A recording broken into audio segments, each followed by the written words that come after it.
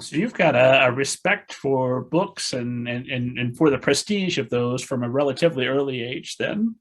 When do you fall in love with reading? Is that just sort of hammered into you from birth that you will read, or do you discover it on your own?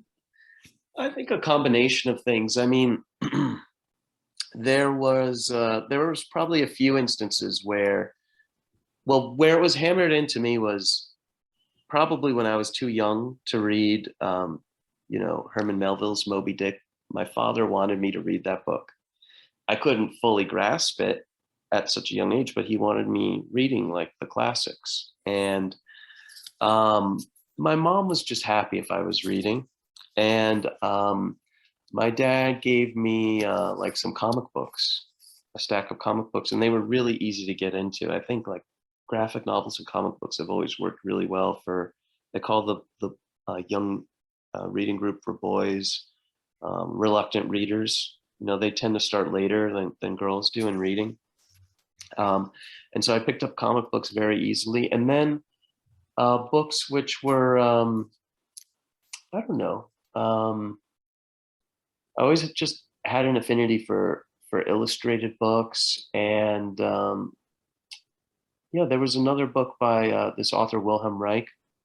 It was called Listen, Little Man. And he was like a philosopher and a famous psychiatrist. He was actually a student of Freud's, like a direct student of his. And it was this illustrated book.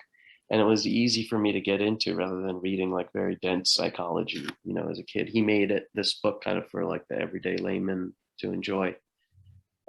So yeah, and then where it really clicked for me, because I wasn't fully realizing, like, even when I was in school, I was like, my family wanted me to study publishing, to kind of go into the family business. And I didn't really know where my interests lied. I thought maybe I wanted to be a chef. Maybe I wanted to be a photographer. I don't know. And I was sitting in my book editing class, and we were reading this book by Scott A. Berg, who's a great biographer. He won the Pulitzer Prize, I think, for his Lindbergh biography. And he wrote this biography about this famed editor in book publishing by the name of Maxwell Perkins, who edited F. Scott Fitzgerald and Hemingway and Tom Wolfe.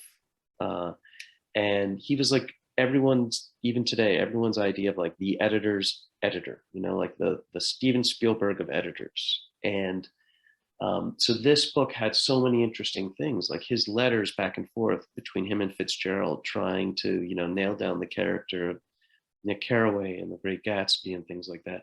And I was fascinated by this guy's life. And what I was realizing in that moment, at first I thought, sitting in this book editing class, I thought, oh, I want to be a book editor because I want to help authors. I want to help them fix their books. I want to be almost like a book doctor or something.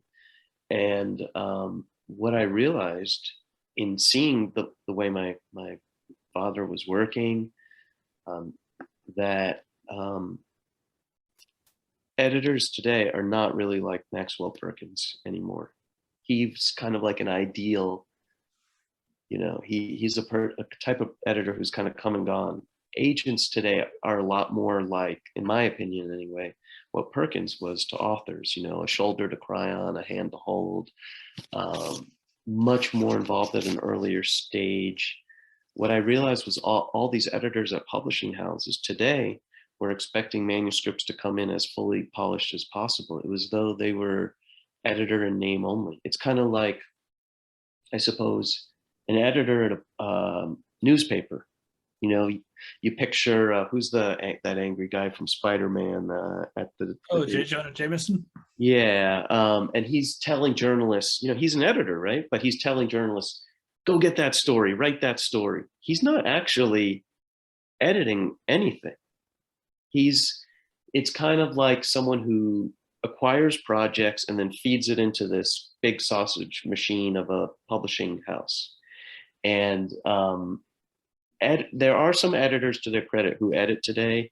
They tend to be few and far between. Some just enjoy it. Some are of a certain generation. But for the most part, they kind of acquire the manuscript, oversee it almost in a managerial role, and then interface with the agent and author. It's really, most of this takes place at the agency level, I realized. And so from reading that book, I realized that's what I wanted to do.